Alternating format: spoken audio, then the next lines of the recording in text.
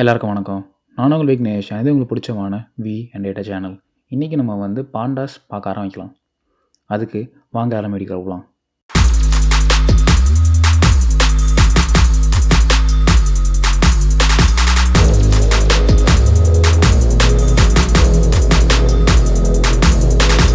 முன்னாடியே சொன்ன மாதிரி இன்றைக்கி நம்ம பாண்டாஸில் டேட்டா ஸ்ட்ரக்சர்ஸ் எப்படி இருக்குதுன்னு பார்ப்போம். அப்புறம் எப்படி வியூ பண்ணலாம் அப்படின்னு பார்ப்போம். ரெண்டே விஷயம் தான் சிம்பிளாக பார்க்க போகிறோம். ஓகே, சிம்பிளாக ஸ்டார்ட் பண்ணி கொஞ்சம் காம்ப்ளெக்ஸ் வரைக்கும் பார்க்கலாம். ஃபஸ்ட்டு நம்ம லாஸ்ட் வீடியோவில் சொல்லியிருப்போம் என்னென்னா, இப்போலேருந்து நம்ம ஜூபிட்டர் நோட்புக் எப்படி யூஸ் பண்ணலான்னு கொஞ்சம் கற்றுக்கலாம். சரிங்களா? பைச்சாம் ஒரு பல வருஷங்களாக யூஸ் பண்ணிகிட்ருக்கோம். அட்லீஸ்ட் நம்ம லாஸ்ட் ஒரு 3 வருஷமாக யூஸ் பண்ணிகிட்ருக்கோம் சேனலில் மட்டுமே. ஸோ ஜூபிட்டர் நோட்புக் நம்ம இப்போ யூஸ் பண்ண ஸ்டார்ட் பண்ணலாம். ஓகே, இப்போது ஆல்ரெடி நம்ம பைச்சாம்பில் இவ்வளோ இது யூஸ் பண்ணி ஒர்க் பண்ணியிருக்கோம். ஓகேவா? எனக்கு இங்கே இருக்கிற மாதிரியே எனக்கு வேணும். ஓகேவா? அப்படின்னா என்ன பண்ணணும் அப்படின்னா, அந்த ஃபைல் லொக்கேஷன் நம்ம ஓப்பன் பண்ணிவிட்டு, ஓகே, இந்த டைரக்டரியில் இருக்கிறத ஓப்பன் பண்ணிவிட்டு அங்கே ரைட் கிளிக் பண்ணி ஓப்பன் இன் டெர்மினல் அப்படின்னு கொடுங்க. ஓகே, இங்கே ஜூபிட்டர் நோட்புக் அப்படின்னு கொடுத்தீங்கன்னா உங்களுக்கு ஆட்டோமேட்டிக்காகவே அந்த ஜூபிட்டர் நோட்புக் அந்த லொக்கேஷனில் ஓப்பன் ஆயிரும். ஓகே, இந்த டைரக்டரியில் ஓப்பன் ஆயிரும். இங்கே இதுக்கப்புறம் ஜென்ரேட் பண்ணுறது எல்லாமே இங்கே தான் சேவ் ஆக போகுது. ஓகேவா? எதுவுமே நம்ம எங்கேயும் சேவ் ஆக போகிறது கிடையாது, இங்கே சேவ் ஆக போகுது. ஓகே, ஆல்ரெடி நம்ம ஒரு ஃபைல் க்ரியேட் பண்ணி வச்சுருக்கோம். அந்த ஃபைல் தான் அன்டைட்டில்னு போட்டு வச்சுருக்கோம். ஓகேவா? இப்போ அதை பேர் மாற்றலாம். ஃபஸ்ட்டு எப்படி பேர் மாற்றுறது அப்படின்னா, இங்கே கிளிக் பண்ணி ஓகே, நம்ம PD-1 ஓகே, PD-1 கொடுத்து சேவ் பண்ணிட்டோம். ஓகே, இப்போது நம்ம டேட்டா ஸ்ட்ரக்சர் தான் பார்க்க போகிறோம்னு சொல்லியிருந்தோம். இல்லை முக்கியமாக 2 டேட்டா ஸ்ட்ரக்சர் இருக்குது பாண்டாஸில். ஒன்று சீரீஸ் அப்படின்னு சொல்லுவாங்க, இன்னொன்று டேட்டா ஃப்ரேம் அப்படின்னு சொல்லுவாங்க. இந்த சீரீஸ் அப்படின்னா சீரீஸாக இருக்கும், ஒரே ஒரு வேல்யூ ஒரு லைன் மட்டும் இருக்கிற மாதிரி இருக்கும். ஓகேவா? ஒரு லிஸ்ட்டு மாதிரி இருக்கும். ஓகேவா? இது டேட்டா ஃப்ரேமுங்கிறது பார்த்திங்கன்னா ஒரு டேபிள் மாதிரி இருக்கும், ரோஸ் இருக்கும், காலம்ஸ் இருக்கும். ஓகேவா? இதுதான். இப்போது அதுக்கு தேவையானது என்னென்னா, ஃபஸ்ட்டு பாண்டாஸ் தேவை, நம்பை தேவை. நம்ம பைச்சாமில் பார்த்திங்கன்னா ஹோல் ஃபைலுமே ரன் ஆகும். இங்கே ஒவ்வொரு செல்லாக ரன் பண்ணிக்கலாம். ஓகே, ஃபஸ்ட்டு இந்த செல் ரன் பண்ணி பார்ப்போம். ரைட் கிளிக் இங்கே என்ன பண்ணலான்னா, இங்கே ரைட் கிளிக் பண்ணி இதில் இங்கே ரன் செல் இருக்கா? இங்கே இல்லை. ஓகே, இங்கே கிளிக் பண்ணிவிட்டு இங்கே கொடுக்கலாம். இது கிளிக் பண்ணினாவே ரன் செல் தான். ஓகே, இப்படி கொடுத்தாலும் ரன் செல் தான். அப்படி இல்லைன்னா ஷிஃப்ட்டு என்டர் கொடுத்தீங்கன்னா ரன் செல் தான். ஓகே, ஃபஸ்ட் நம்ம என்ன பண்ணியிருக்கோம், பாண்டாஸ் இம்போர்ட் பண்ணியிருக்கோம், நம்பை இம்போர்ட் பண்ணியிருக்கோம். இப்போ எஸ்ன்னு ஒரு வேரியபிள் ஜென்ரேட் பண்ணி PD சீரீஸ் என்ன க்ரியேட் பண்ணுறோம் அப்படின்னா, NP random 5 அப்படின்னு கொடுத்துருக்கேன். இண்டெக்ஸ் ABCDE அப்படின்னு கொடுத்துருக்கேன். இப்போது ஒரு சீரீஸ் ஜென்ரேட் ஆகும். ஓகே, ரேண்டமாக ஒரு 5 வேல்யூ வச்சு அதுக்கு இண்டெக்ஸ் வேல்யூஸ் என்ன இருக்க போகுதுன்னா ABCDE. அப்போ இண்டெக்ஸுங்கிறது இதுதான், ABCDE. அப்புறம் இதுதான் அந்த 5 வேல்யூஸ். ஓகே, அதோட டேட்டா டைப் பார்த்திங்கன்னா என்ன இருக்குது, D டைப் float 64. இப்போது ஒரு டேட்டா ஸ்ட்ரக்சர் இந்த மாதிரி இருக்குன்னு வச்சுப்போம். ஓகே, இதோட இண்டெக்ஸ் மட்டும் நான் தெரிஞ்சுக்கணும் அப்படின்னா s.index அப்படின்னு கொடுக்குறீங்கன்னா அதோட இண்டெக்ஸ் என்ன அப்படின்னு சொல்லிடும். இப்போது இதில் பார்த்திங்கன்னா இண்டெக்ஸ் ஆப்ஜெக்ட். ஓகேங்களா? அது நம்பர் கிடையாது, ஒரு இன்டிஜர் கிடையாது, ஒரு ஆப்ஜெக்டாக இருக்குது. ஓகே, இஃப் இந்த சென்ஸ் இங்கே நம்ம எதுவுமே கொடுக்கல. இப்போ மேலே ஒரு செல் இன்சர்ட் பண்ணிக்கலாம். ஓகே,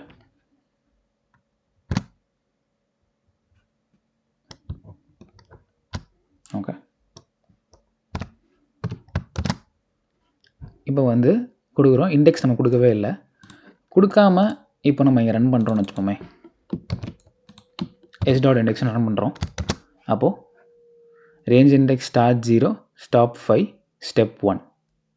ஓகேவா? இங்கே நம்ம எதுவுமே ஸ்பெசிஃபை பண்ணல.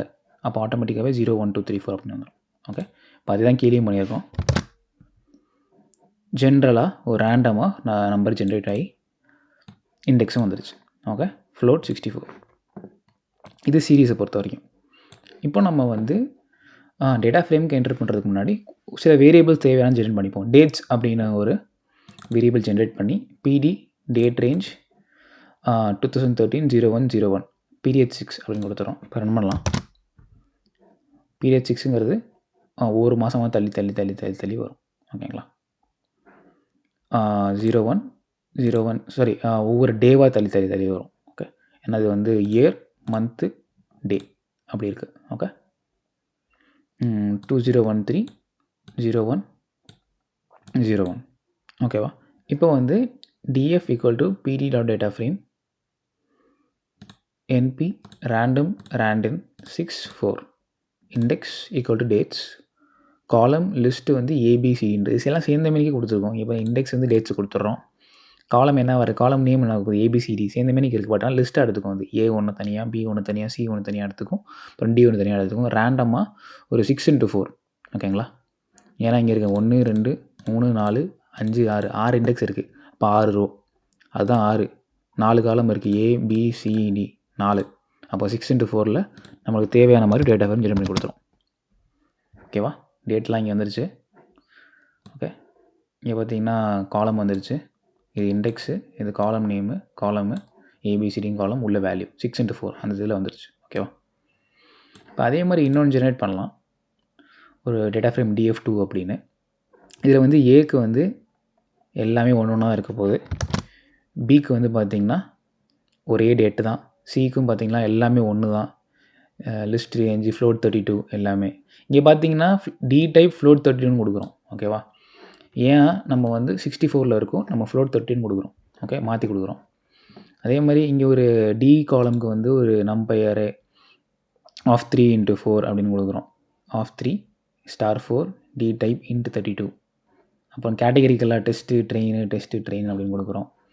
எஃப் அப்படிங்கிற ஒரு காலமுக்கு 4 அப்படின்னு கொடுக்குறோம். இப்போ df2 பிரிண்ட்டும் பண்ணிட்டோம்.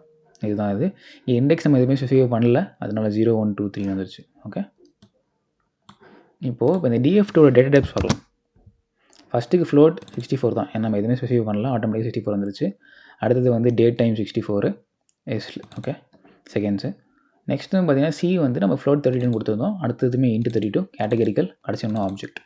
ஓகே, இது ஹோல் இதுவுமே பார்த்தீங்கன்னா ஆப்ஜெக்டாக இருக்குது. இந்த ஹோல் டேட்டா ஃப்ரேமோட ஸ்ட்ரக்சர் பார்த்தீங்கன்னா டேட்டா ஆப்ஜெக்டில் இருக்குது. இப்போது எனக்கு df2.a அப்படின்னு மட்டும் எனக்கு வேணும் அப்படின்னா, சப்போஸ் எனக்கு தெரியலன்னு வச்சுப்போம், என்ன பண்ணலாம் அப்படின்னா df2 அப்படின்னு கொடுத்துட்டு ஒரு டாட் கொடுத்துட்டு டேப் இருக்குல்ல உங்களோட கீபோர்டில் அதை கிளிக் பண்ணிங்கன்னா ஆட்டோமேட்டிக்காகவே என்னென்னலாம் இருக்குது, இது ஒரு இன்ஸ்டன்ஸு அப்படியே ஸ்க்ரோல் பண்ணி கீழே வந்தீங்கன்னா ஒவ்வொன்றா காட்டும். ஏ பி அப்படிங்கிற மாதிரி பாருங்கள். சி, இப்போ சி மட்டும் எடுக்கிறேன் அப்படின்னா சி மட்டும் பிரிண்ட் பண்ணும். ஓகேவா? ஃப்ளோட் 32. இதே வந்து நான் ஏ கொடுக்குறேன் அப்படின்னா ஃப்ளோட் 64, காலம் நேம் வந்து ஏ, அதோட வேல்யூஸ் எல்லாம் பிரிண்ட் ஆயிரும். ஓகேவா? இப்போ வந்து வேறு ஒன்று வியூ பண்ணுறோம். இது வரைக்கும் நம்ம வந்து எப்படி க்ரியேட் பண்ணுறது, லைட்டாக கொஞ்சம் ஒர்க் பண்ணுறது பார்த்தோம். இப்போ இதை வியூ பண்ணலாம், ஒவ்வொன்றா எப்படி வியூ பண்ணி பார்க்கலாம். ஓகே, ஹெட்டு மட்டும் எனக்கு வேணும். சப்போஸ் வந்து ஒரு பெரிய ஒரு எக்ஸல் ஃபைலையோ ஒரு டேபிளையோ லோட் பண்ணுறீங்க ஃப்ரம் எனிவேர், அது வந்து ஒரு டிபியாக இருக்கட்டும், ஒரு நோஎஸ்கியூஎல் டிபி எதுவாக இருந்துட்டு போகுது. ஓகே, லோட் பண்ணுறீங்க. லோட் பண்ணதுக்கப்புறம் உங்களுக்கு வந்து ஃபஸ்ட்டு ஒரு 4-5 காலம் இல்லை கொஞ்சம் கூட தெரிஞ்சுக்கணும் அதை பற்றி அப்படின்னா df.headன்னு கொடுத்தீங்கன்னா ஃபஸ்ட்டு 5 மட்டும் பிரிண்ட் ஆகும். ஓகே, இஃப் இன்கேஸ் இல்லை அதில் உங்களுக்கு 3 மட்டும் போதும்னா df.head அதுக்குள்ளே 3ன்னு கொடுத்தீங்கன்னா 3 மட்டும் பிரிண்ட் ஆகும். ஓகே, இதே df.tail 3ன்னு கொடுத்தீங்கன்னா கடைசி 3 மட்டும் பிரிண்ட் ஆகும். ஹெட்னா டாப்பு, டெயில்னா கீழே. ஓகே, பாட்டம்லேருந்து எடுத்து கொடுக்கும். அடுத்து வந்து df.index அப்படின்னா இண்டெக்ஸ் வேல்யூ மட்டும் எடுத்து கொடுக்கும். அடுத்து வந்து df.columns அப்படின்னா அது காலம் நேம் மட்டும் எடுத்து கொடுக்கும். அதோட டேட்டா டைப் பண்ண எல்லாமே கொடுத்துரும். ஓகே, இப்போது இந்த டேட்டா ஃப்ரேமை இது வந்து நம்ம நம்பை அரேவாக மாற்றுறோம். ஒரு டேட்டா ஃப்ரேமில் இருந்து நம்பை அரேவாக மாற்றுறோம் அப்படின்னா df.toNumpy அப்படின்னு கொடுத்துட்டிங்கன்னா ஆட்டோமேட்டிக்காகவே அது வந்து என்ன பண்ணணும் அப்படின்னா அதோட இண்டெக்ஸை விட்டுரும், காலமை விட்டுரும். ஓகே, இந்த வேல்யூ எல்லா உள்ளே இருக்க அந்த வேல்யூஸை மட்டும் எடுத்து நம்பை ஸ்டோர் பண்ணிக்கும். அப்போ 6x4 தானே அது 1 2 3 4 5 6 1 2 3 4 6x4 வேல்யூஸை மட்டும் எடுத்து நம்ம ஸ்டோர் பண்ணிடும். ஓகே, இப்போது நீங்கள் டேட்டா டைப் பார்த்தீங்கன்னு வச்சுங்களேன், முன்னாடி எப்படி இருந்துச்சு, ஒவ்வொரு இண்டிவிஜுவலாக ரெட் டைப் கொடுத்துச்சா, இப்போது அப்படி இருக்கான்னு பார்ப்போம். df2 டேட்டா டைப்ஸ் இருக்குது. ஓகே, இண்டிவிஜுவலாக ஒவ்வொன்றுக்கும் வேல்யூ இருக்குது. இது வந்து நம்ம மாற்றலை. வெறும் டிஎஃப் மட்டும் நம்ம பையன் மாற்றிருக்கோம். டிஎஃப்2 மாற்றலை. இண்டிவிஜுவலாக ஒவ்வொரு காலமுக்கும் என்ன டேட்டா டைப்னு இருக்குது, ஆன் தி ஹோல் என்ன அப்படின்னு இருக்குது. ஓகேவா? அது ஆப்ஜெக்ட். இப்போ டிஎஃப்2 நம்ம பையன் மாற்றுறோம். இப்போ பார்த்தீங்கன்னாவே மாற்றினதுக்கப்புறம் என்ன ஆகுதுன்னு பாருங்கள். என்ன ஆகுதுன்னு பார்த்தீங்கன்னா, அது ஹோலுமே ஆப்ஜெக்ட். இப்போ இண்டிவிஜுவலாக எதுவுமே கிடையாது. இதோட ஹோல் அரேவோடது ஒரு ஆப்ஜெக்ட். ஓகேவா? முன்னாடி வந்து எப்படி இருந்துச்சுன்னா, இண்டிவிஜுவலாக சொன்னுச்சு. அது என்னென்ன அப்படின்னு. ஏன்னா பாண்டாஸ் வந்து காலம் வைஸ் நம்ம வந்து டேட்டா டைப் மாற்ற முடியும். டிஃப்ரெண்ட் டேட்டா டைப் ஸ்டோர் பண்ண முடியும். பட் நம்பை அரேக்குள்ளே வந்தீங்கன்னாவே அது ஒரு ஆப்ஜெக்டாக தான் எடுத்துக்கும். இல்லைனா ஃபுல்லாக இன்ட்டாக எடுத்துக்கும். ஆனால் ஆப்ஜெக்டாக எடுத்துக்கும் பொறுத்து. ஓகேங்களா? ஸோ நான் தெரிஞ்சுங்க. இப்போது அந்த டிஎஃப்பை டிஸ்கிரைப் பண்ணுறோம். டிஸ்கிரைப் பண்ணோன்னா ஒரு ஸ்டாட்டிஸ்டிக்ஸ் வந்துடும். பேசிக் ஸ்டாட்டிஸ்டிக்ஸ் வந்துடும். கவுண்ட்டு, ஈச் எவ்ரி காலம் என்ன கவுண்ட் இருக்குது, மீன் என்ன இருக்குது, ஸ்டாண்டர்ட் என்ன, ஸ்டாண்டர்ட் டீவியேஷன் என்ன இருக்குது, மினிமம் என்ன இருக்குது, 25% என்ன இருக்குது, 50%, 75% மேக்ஸ் வேல்யூ என்ன இருக்குது. ஓகே. இப்போது df.tங்கிறது டிரான்ஸ்போஸ் ஆகும். ஓகே. அந்த டேட்டா ஃப்ரேமை டிரான்ஸ்போஸ் பண்ணுறோம். ஏபிசியிலேருந்து காலம் அப்படியே ரோவாக மாற்றுறோம். ஓகே. அடுத்து வந்து இப்போ df.sort axis 1 ascending false அப்படின்னு கொடுத்துறேன். ஓகேவா? அசெண்டிங் ஃபால்ஸுங்கிறதுனால இன்க்ரீஸ் ஆகாது. ஓகே. டிசிபிஏ அப்படின்னு வந்துருச்சு. ஓகேங்களா? இப்போ சார்ட் வேல்யூஸ் பை பி அப்படின்னு கொடுத்துறோன்னா ஆட்டோமேட்டிக்காக பி வேல்யூக்கு ஏற்ற மாதிரி பி காலம் இருக்க வேல்யூஸ்க்கு ஏற்ற மாதிரி சார்ட் ஆகி வந்துடும் வேல்யூஸ். ஓகே. லோலேருந்து ஹை வரைக்கும். ஸோ இப்படி தான் நீங்கள் வந்து பேசிக்காக ஒரு சீரீஸோ ஒரு டேட்டா ஃப்ரேமோ ஜென்ரேட் பண்ணி அதை வியூ பண்ணுறது, எப்படி பேசிக்காக அனலைஸ் பண்ணுறது, எப்படி பார்க்குறது, எப்படி வியூ பண்ணுறது தான் இப்படி தான். ஓகே. இன்னும் வரும் வீடியோங்களில் நம்ம வந்து இன்னும் கொஞ்சம் நிறையா பாண்டாஸ் பற்றி பார்ப்போம். ஓகே. இப்போது முக்கியமான இன்னொரு விஷயம், நீங்கள் வந்து இதை முடிச்சிட்டிங்க. ஓகே. உங்களுக்கு தேவையான வேலையை முடிச்சிட்டிங்க. இதை க்ளோஸ் பண்ணிவிட்டு இப்போ அன்சேவ்னா ஆட்டோமேட்டிக்காகவே கர்னல் வந்து செட்டிங்ஸ் ஆட்டோ சேவில் தான் இருக்கும். ஸோ ப்ராப்ளம் கிடையாது. க்ளோஸ் பண்ணிடுங்க. இதையும் க்ளோஸ் பண்ணிடுங்க. இப்போ இதை ஃபுல்லாக ஷட் டவுன் பண்ணணும். இந்த ஜூபிட்டர் நோட்புக்கை ஷட் டவுன் பண்ணணும். ஓகே. இந்த டெர்மினலில் வந்துட்டு Ctrl+C அப்படின்னு கொடுத்தீங்கன்னா ஆட்டோமேட்டிக்காகவே parent appears to have been exited shutting down. Kernel shut down ஆயிரும். ஓகே. ஸோ சேஃபாக ஷட் டவுன் ஆகிடுச்சு. இதுக்கப்புறம் நீங்கள் க்ளோஸ் பண்ணிட்டு உங்கள் வேலையை பார்க்க போயிடலாம். அடுத்த வேலையை. ஓகேவா? நெக்ஸ்ட் வீடியோவில் நீங்கள் சந்திப்போம். பாண்டாஸ் பற்றி தெரிஞ்சுக்க. அது வரைக்கும் நான் விக்னேஷ். நன்றி.